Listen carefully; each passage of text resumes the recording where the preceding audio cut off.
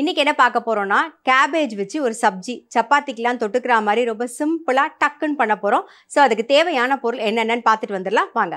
Cabbage sabzi செய்ய தேவையான பொருட்கள்: நறுக்கிய கேபேஜ் 1 கப், நறுக்கிய வெங்காயம் 1, நறுக்கிய தக்காளி 1, கொத்தமல்லி சிறிதளவு, தனியா பொடி 1 டீஸ்பூன், மிளகாய் பொடி 1 டீஸ்பூன், கரம் மசாலா பொடி 1/2 டீஸ்பூன், மஞ்சள் பொடி 1/2 டீஸ்பூன், சீரகம் 1 டீஸ்பூன், சோம்பு 1/2 டீஸ்பூன், இஞ்சி பூண்டு விழுது 1 டீஸ்பூன், பச்சை மிளகாய் 2, கடுகு 1 டீஸ்பூன், தனியா 1 டீஸ்பூன், உப்பு தேவையான அளவு, எண்ணெய் தேவையான அளவு.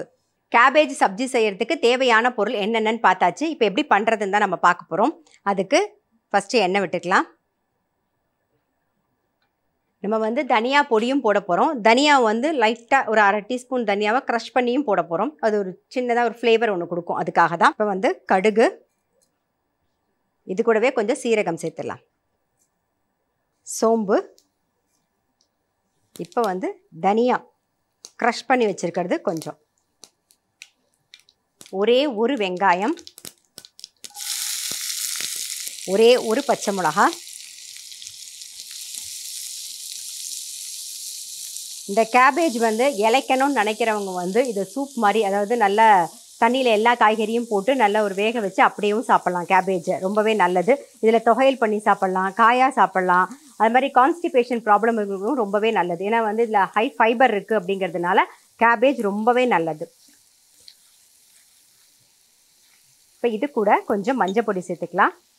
இதிலே ரைஸும் பண்ணி சாப்பிட்லாம். நிறைய கேபேஜ் போட்டுட்டு நீங்கள் ரைஸை கொஞ்சம் கம்மி பண்ணிக்கலாம். இஞ்சி பூண்டு விழுது, இதோட லைட்டாக ஒரு பச்சை வாசனை போகட்டும். ரொம்ப சிம்பிளாக டக்குன்னு பண்ணிடலாம். நீங்கள் சப்பாத்திக்கு தொட்டுக்கிறதுக்கு ஏதாவது பண்ணணும் அப்படின்னு யோசிக்கும் போதே பண்ணிடலாம். ஒரே ஒரு தக்காளி, தேவையான உப்பு,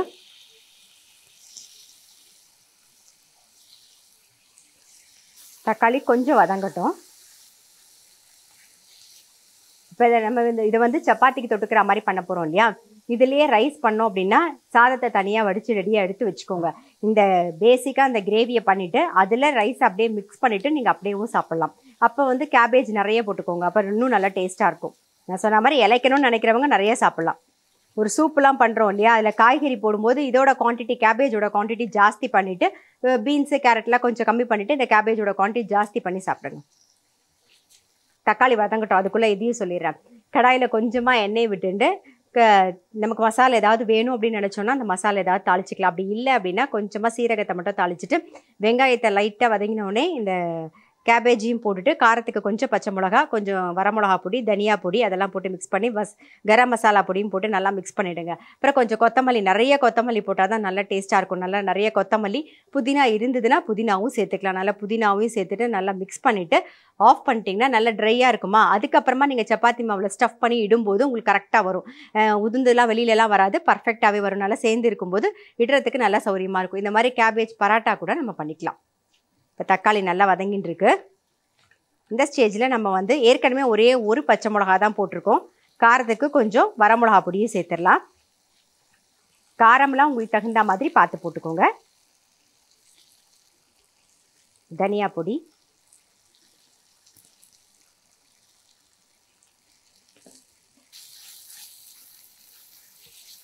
இப்போ கொஞ்சம் கரம் மசாலா பொடி லைட்டாக சேர்த்துக்கலாம். கரம் மசாலா பொடி. இப்போ என்ன பண்ண போகிறோன்னா கோசியும் சேர்த்துடலாம்.